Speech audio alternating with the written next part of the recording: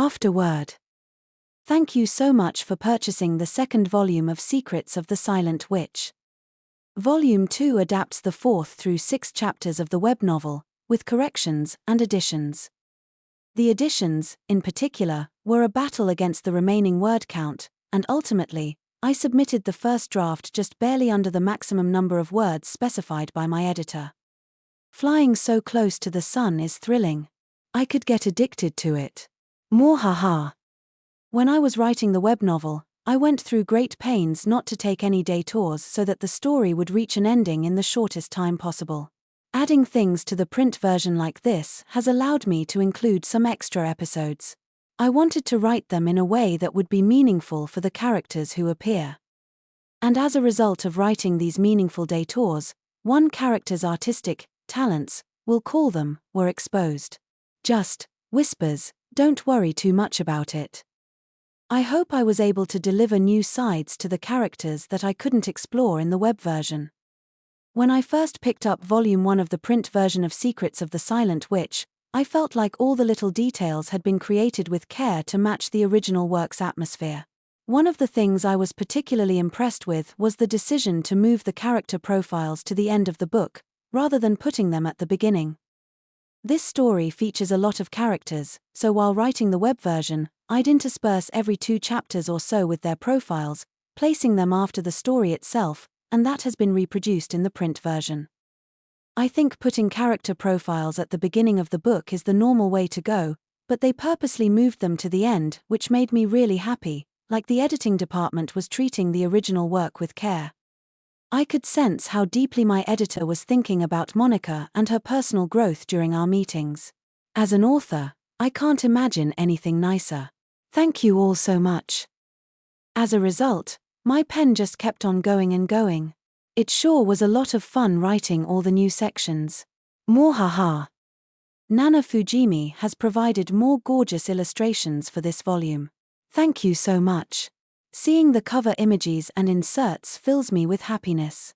Given how many characters were involved in the story from Volume 1, I'm sure the character designs were a major task.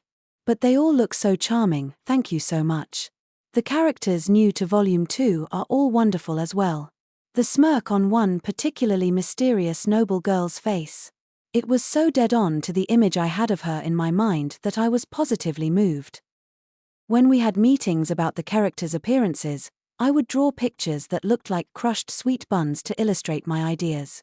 Every time Nana Fujimi managed to take those squashed buns and produce a real piece of artwork, it really moved me.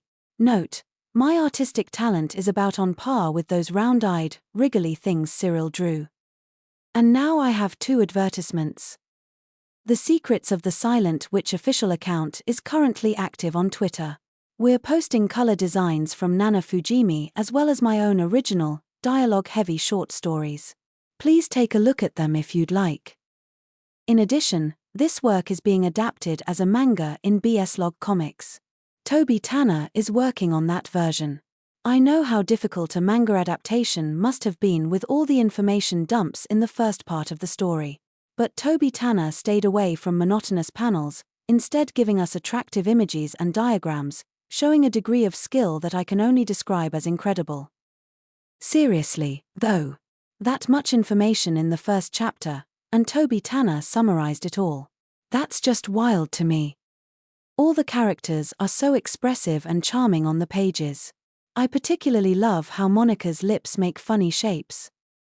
The adaptation can be read on Comic Walker, Nico Nico Sega, and Pixiv Comics. Please check them out when you have a chance. We're closing in on the end of the Afterword. I'd like once again to thank everyone for all their amazing help, including those of you I don't get to see. It's because of all of you that this second volume made it to print.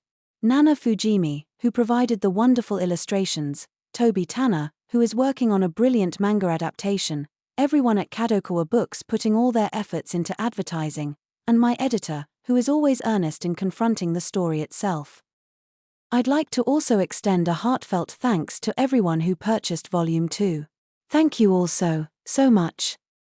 Everyone who has left impressions on the web novel and sent fan letters to the editing department, thank you as well. Each and every one of your words is a treasure to me. Those writing physical fan letters have also been using wonderful letter paper. Every time I open one, I find myself smiling at how nice it looks. I'm extremely grateful for all the passionate impressions written on such beautiful stationery. I'm also extremely grateful for the fact that this work will receive a third volume in print. I'll put all my efforts into writing it, so I hope you stick around to follow the continuation of Monika's story. Matsuri Izora.